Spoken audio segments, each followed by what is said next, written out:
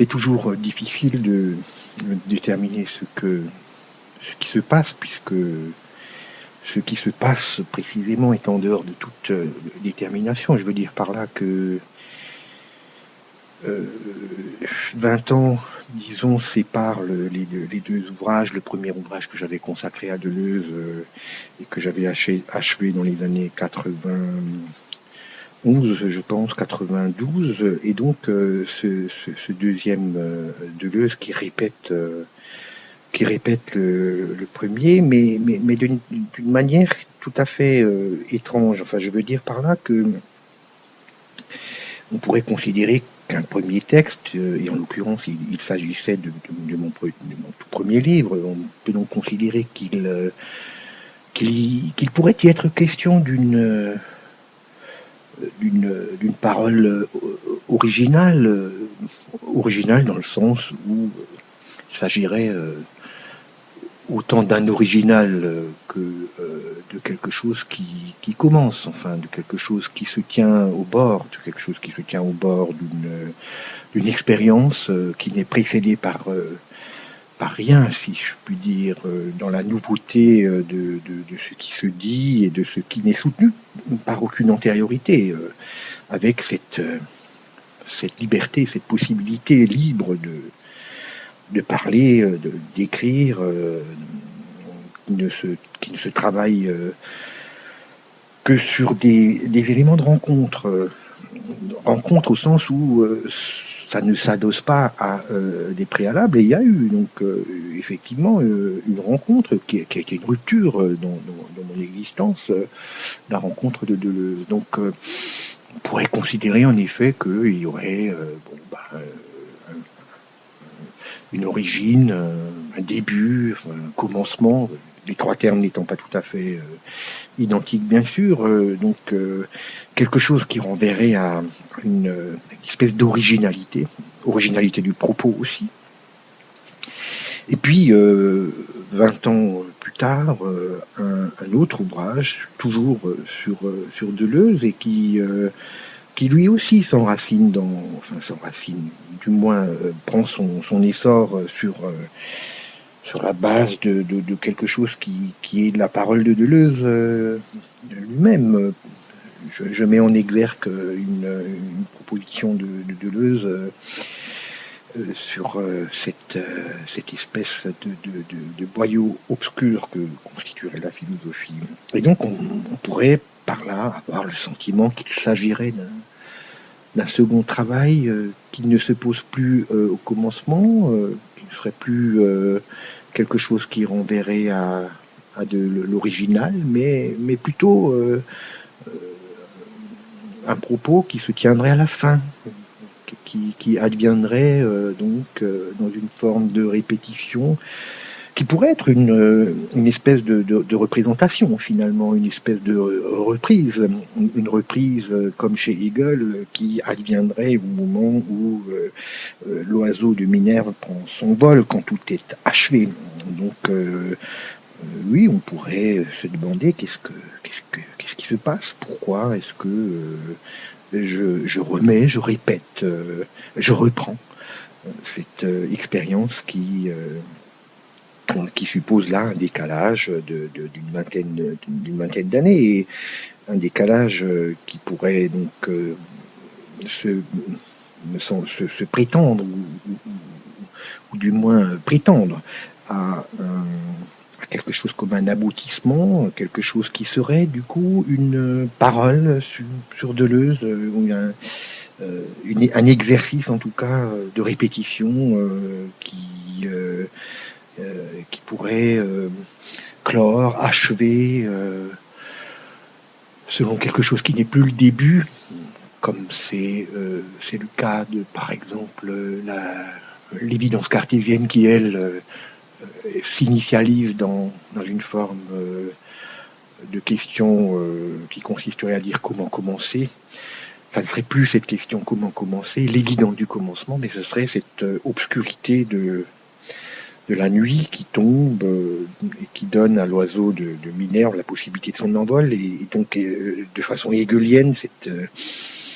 cette capacité de reprendre et comment dire, de reprendre de manière rétrospective, d'éclairer de manière rétrospective selon une fondation en retour l'ensemble de ce que j'aurais dit à partir de Deleuze. Alors, on serait là entre quelque chose qui renvoie à un début, à un fondement, et quelque chose qui renvoie à une fin, pourquoi pas à une forme de savoir abouti, cette représentation qui reprendrait sur un autre niveau, plus intelligible, une espèce de plan du savoir absolu, capable d'éclairer donc l'ensemble de la vertébration, enfin de la charpente conceptuelle qui serait celle de Deleuze et qui m'aurait accompagné ma vie durant. Alors, je crois qu'en fait, ce qui m'a pris dans ce livre, ce n'est pas tant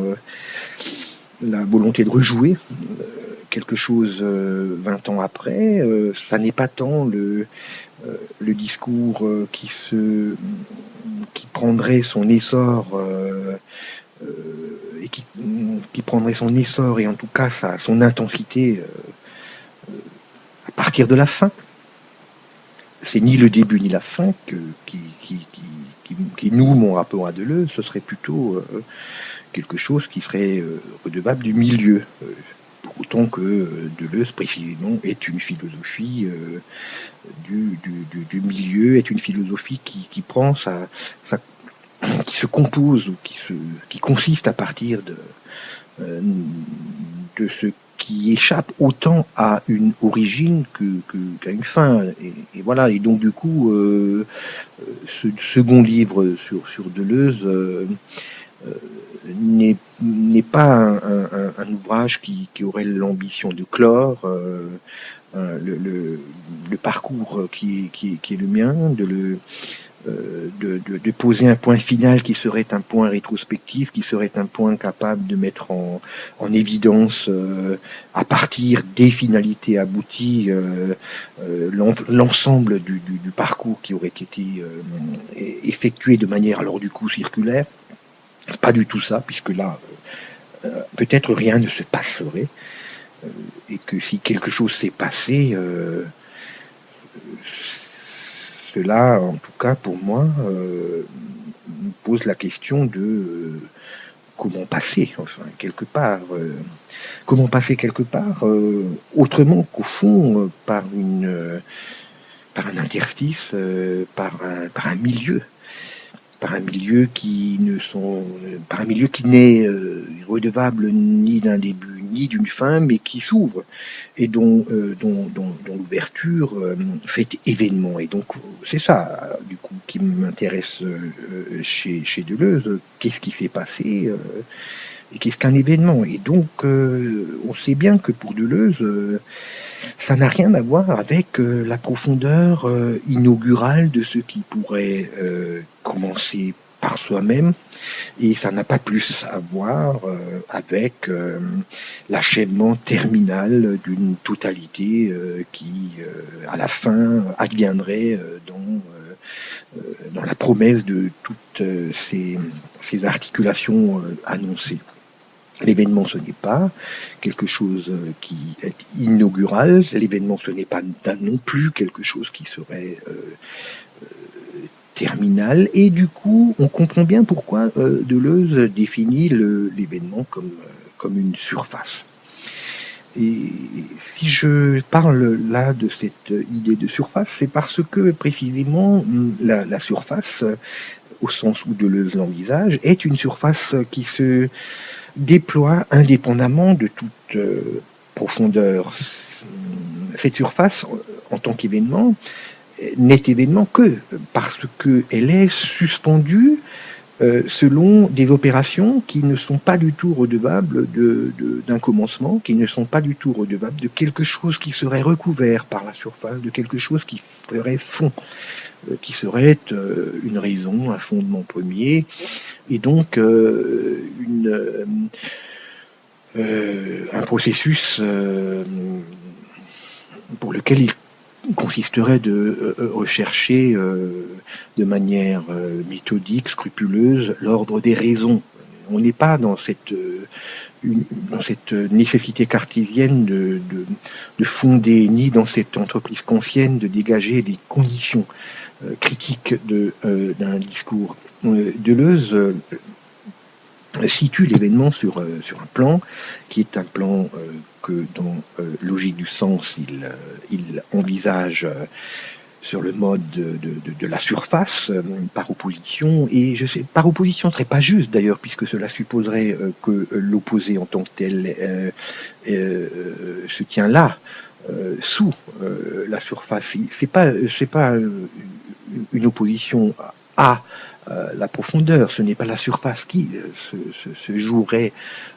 par différenciation eu égard à une profondeur. Non, c'est une surface sans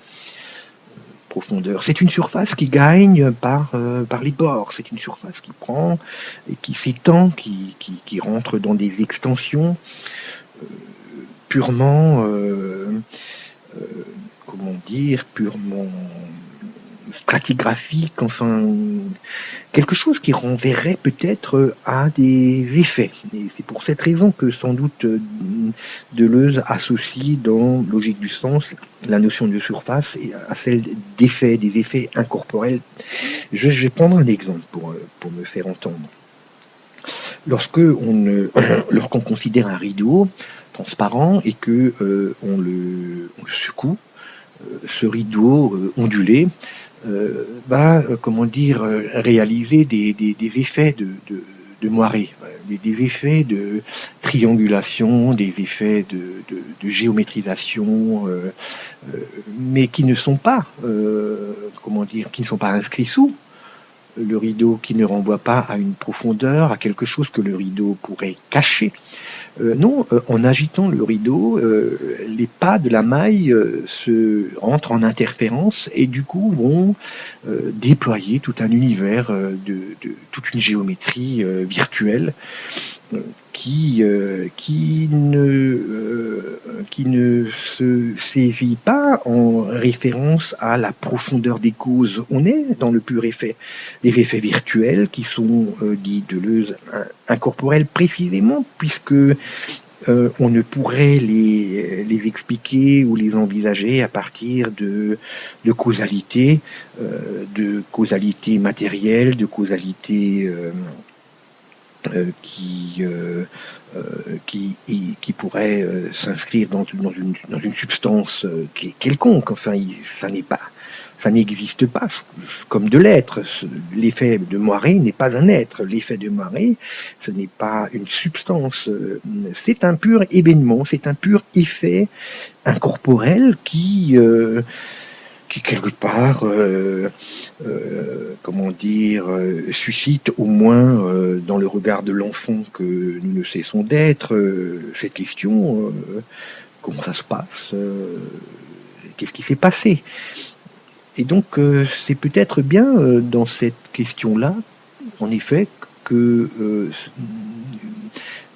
cette ventilation de la surface m'a conduit progressivement à une géométrie événementielle, à une géométrie qui n'est pas substantielle, à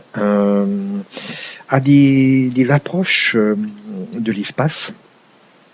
qui reposent sur la notion de variété, enfin une espèce de variété topologique, dont il me semblait que